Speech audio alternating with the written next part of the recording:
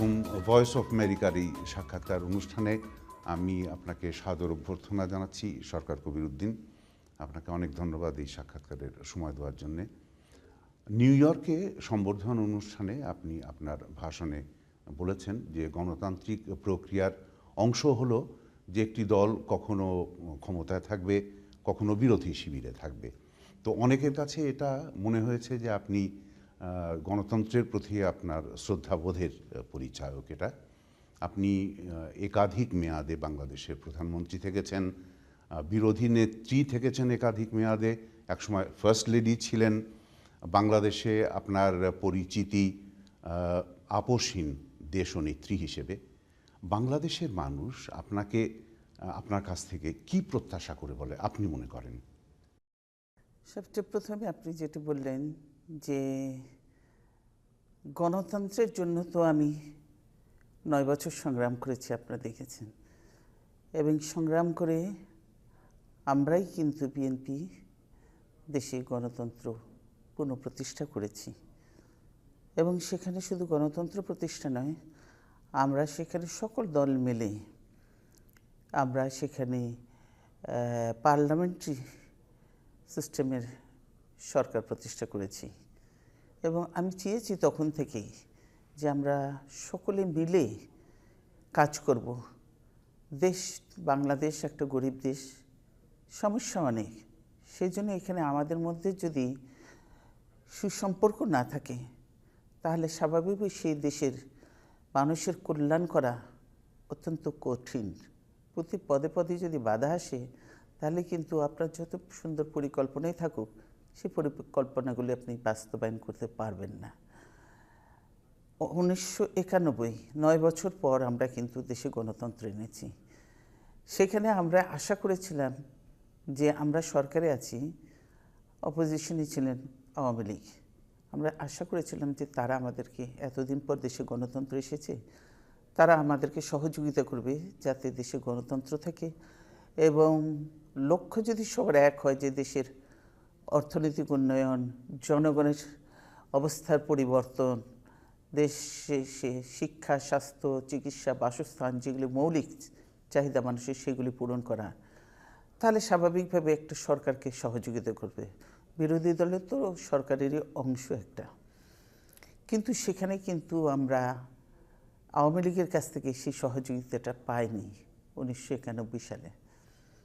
তারা কয়েকদিন পরপর দেখেন পার্লামেন্ট বয়কট করেছে প্রথম থেকেই। কয়েকদিন পরপর তারা হরতাল ডেকেছে।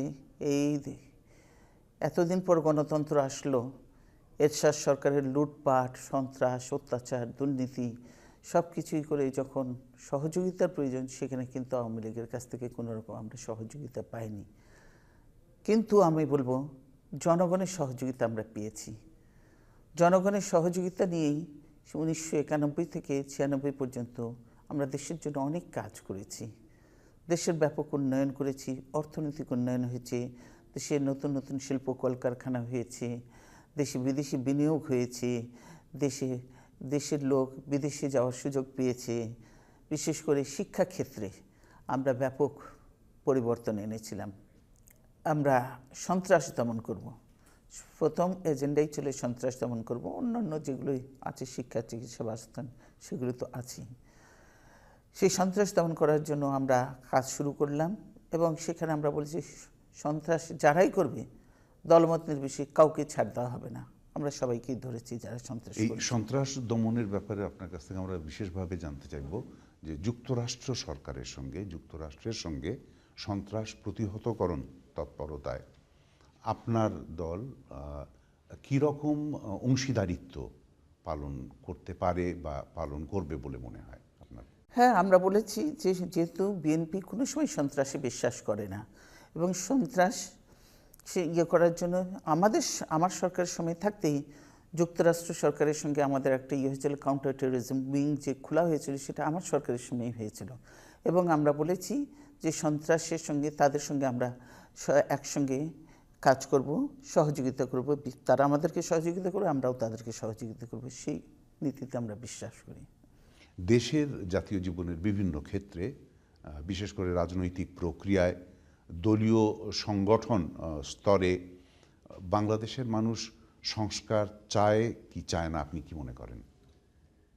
এখন সংস্কার চায় কি চায় না বাংলাদেশের মানুষ, তার থেকে বড় যে দলের স্বার্থে সংস্কার করা উচিত, এবং আমরা করেছি। বিশেষ করে সারা পৃথিবীতে তো অনেক পরিবর্তন হয়েছে, তো বাংলাদেশ তো আমরা ছোট দেশ হতে পারি, সেই জন্য বাংলাদেশ তো পিছিয়ে থাকতে পারে না। আমাদেরও এখন সেরকম সংস্কার করতে হবে। ভালো জিনিসগুলি, পৃথিবীর যেসব দেশে ভালো জিনিস আছে সেগুলি নিতে হবে, এবং নিউ জেনারেশনকে, তাদেরকে সত্যিকারের শিক্ষিত এবং নতুন জেনারেশনদেরকে পলিটিক্সে নিয়ে আসতে হবে। সেইগুলি হলো সংস্কার, এবং গ্রাসরুট থেকে যাতে গণতান্ত্রিক প্রক্রিয়াটা জোরদার হয় সেই কাজগুলি আমরা শুরু করেছি, এবং আমাদের দলে খুব ভালো হচ্ছে। যার জন্যে কিন্তু আপনারা দেখবেন যে বিশেষ করে তারেক রহমানের ভূমিকা এখানে আসে। তারেক রহমান তৃণমূল সংগঠন যে করেছিলেন, সে সারা দেশে নেতাদের নিয়ে যেত এবং কর্মীদের সঙ্গে সারা দেশ ঘুরে তো সুন্দর একটা সংগঠন তৈরি করেছিলেন। সংগঠন করেছিল একদম কম্পিউটারাইজ, সব কিছু পাবেন আপনি সেখানে।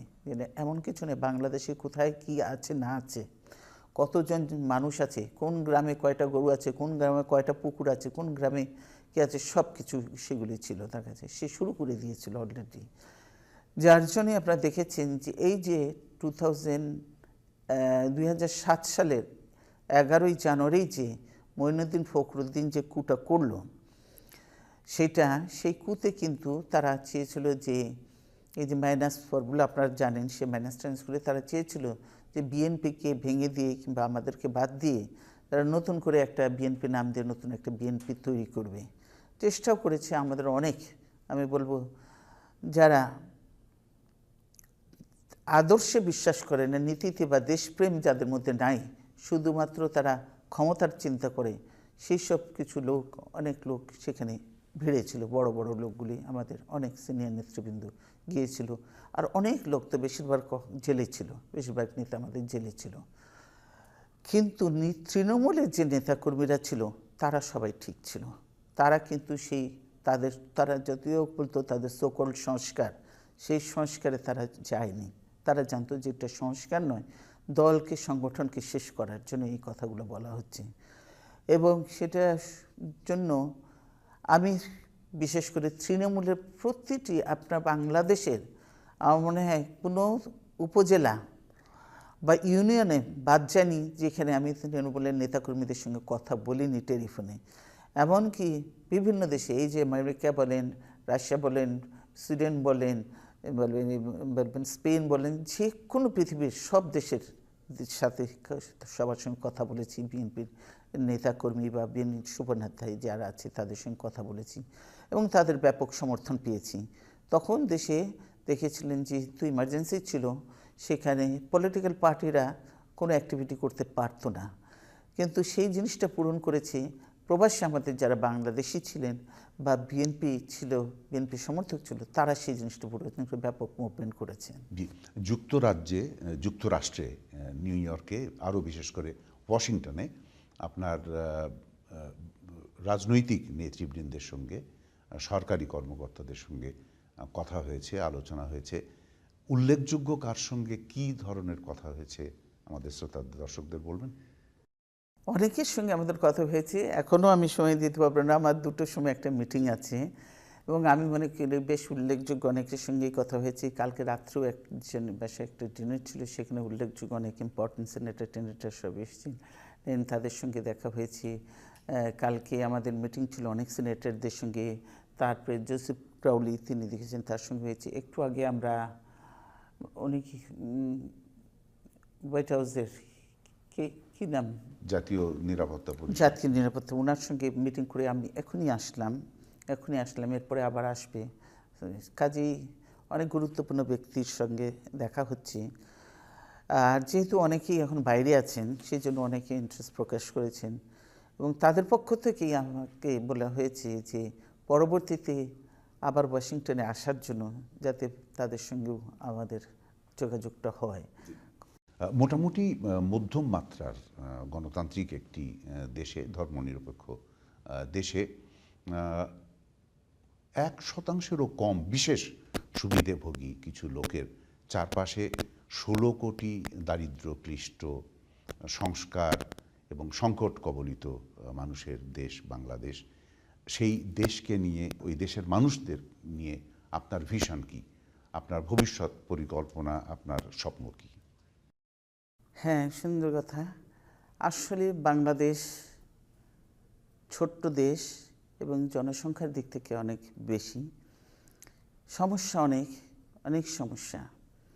সেই জন্য এখন থেকে আমি, যদিও আমরা অপোজিশনে, বিধায় আমাদের একটু সময় আছে কাজ করার, আমি অনেক প্ল্যান করে ফেলেছি। বিশেষ করে আমাদের দেশে এখন যদি দেখেন তাহলে প্রতি পদে পদে দেখবেন সবচেয়ে বড় সমস্যা যে জিনিসপত্রের দাম অনেক বেশি। আপনি জানেন যে আজকে গরিব লোক তো বটেই, গরিব লোক তো অত্যন্ত খারাপ অবস্থার মধ্যে, তারা হয়তো একবেলাও ঠিকমতো খেতে পারে না। মধ্যবিত্তরা ক্ষতিগ্রস্ত, নিম্ন মধ্যবিত্তরা ক্ষতিগ্রস্ত, এমনকি আপার ক্লাসকেও এখন ক্ষতি করছে। সেই আমাদেরকে চিন্তা করতে হবে যে দ্রব্যমূল্যের দাম কমানোর জন্য। আমি আওয়ামী লীগের সরকারের মতো বা আওয়ামী লীগ দলের মতো মিথ্যা আশ্বাস দিতে চাই না, আমার সেই অভ্যাসটা নেই, আমি পারি না। আমরা যা পারবো সেটাই বলবো। অবশ্যই যদি আমরা চেষ্টা করি এবং সকলকেই সহযোগিতা করতে হবে, তাহলে দ্রব্যমূল্যের দাম কমিয়ে আনতে হবে এবং সেই জন্য আমাদেরকে উৎপাদনও বাড়াতে হবে। সেই উৎপাদন বাড়াতে হবে, দ্রব্যমূল্যের দাম কমাতে হবে, জনগণের ক্রয় ক্ষমতার মধ্যে নিয়ে আসতে হবে। এর থেকে আরেকটা জিনিস, কর্মসংস্থান সৃষ্টি করতে হবে, ব্যাপক কর্মসংস্থান সৃষ্টি করতে হবে। শহরমুখী নয় শুধু, আমি মনে করি যে এখন আমাদেরকে নিয়ে যেতে হবে গ্রামমুখী উন্নয়নের প্রকল্প নিয়ে যেতে হবে, ছোট ছোট প্রকল্প সেখানে করে, এবং মানুষকে চেষ্টা করবে তাদেরকে সেখানে সব সুযোগ সুবিধা দেওয়া, যাতে মানুষ সেখানে শহরে না আসে, রাজধানীতে না আসে, তারা সেখানে গ্রামে থাকে এবং গ্রামে থেকে তারা সেই কাজগুলি করে। এবং কৃষক, যেমন যে কৃষক উৎপাদন করছে, সেই কৃষককে আমার দেখতে হবে যে উৎপাদন করছে, সেই উৎপাদনের খরচটা যাতে তার উঠে একটু প্রফিট থাকে। তাকে তো খেতে হবে, তাকে কিনে খেতে হবে, সে বিক্রি করবে, আবার তাকে অন্য জিনিস করতে হবে, পরিবার চালাতে হবে। তার উৎপাদন খরচটা যাতে তার উঠে আসে, সেই জন্য তাকে সাহায্য করতে হবে। সরকারের পক্ষ থেকে অবশ্যই সহযোগিতা দিতে হবে। আমাদের মতো গরিব দেশে যদি সরকার সহযোগিতা না করে, তাহলে কিন্তু তারা সেভাবে, হয়তো যারা ধনী কৃষক আছে তারা পারবে, কিন্তু আমাদের দেশে বেশিরভাগই কৃষক হলো যে দরিদ্র কৃষক, তাদেরকে সহযোগিতা দিতে হবে, সুলভ মূল্যে জিনিসগুলি পায় সে ব্যবস্থা করতে হবে।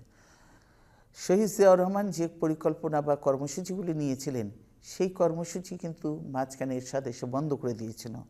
পরবর্তীতে এসে আমরা শুরু করেছিলাম এবং আবার যখন আওয়ামী লীগ এসেছে বন্ধ করে দিয়েছে। এই যে ধারাবাহিকতা না থাকার জন্য ক্ষতিগ্রস্ত হয়েছে। তারপর আমরা ওর মধ্যে দিয়ে যে আওয়ামী লীগ ক্ষমতায় থেকে 172 দিন হরতাল করেছে আমাদের সরকারের এগেনস্টে, তার মধ্যে দিয়েও আমরা কাজ করে গেছি। এই 2001 থেকে 2006 পর্যন্ত আমরা কাজ করেছি এবং 40 বছরের মধ্যে অর্থনৈতিক গ্রোথ সবচেয়ে ভালো বাংলাদেশে 6.7, আমাদের 6.7% গ্রোথ হয়েছে। এটা সবচেয়ে বেশি বাংলা এখন পর্যন্ত। এবং এটা আবার এই যে মঈনুদ্দিন ফখরুদ্দিনের সরকারের সময় নিচে পড়ে গেছে। এখন এটার থেকে আর সরকার উঠতে পারছে না। তো কাজে আমরা আশা করি যে বিএনপি সরকার, আসলে বিএনপির যেরকম প্ল্যান আছে, সে প্ল্যান দিয়ে আমরা এটাকে আবার উপরে নিয়ে যেতে পারবো এবং বাংলাদেশকে একটি মধ্যম আয়ের দেশে পরিণত করতে পারবো এবং দেশের মানুষকে আমরা নিরাপত্তা, শান্তি এবং অর্থনৈতিক উন্নয়ন করতে পারবে বলে আমার বিশ্বাস। আপনার চলার পথে আমাদের অনেক অনেক শুভকামনা রইল। আপনি আমাদের সঙ্গে কথা বললেন, আমাদেরকে সময় দিলেন।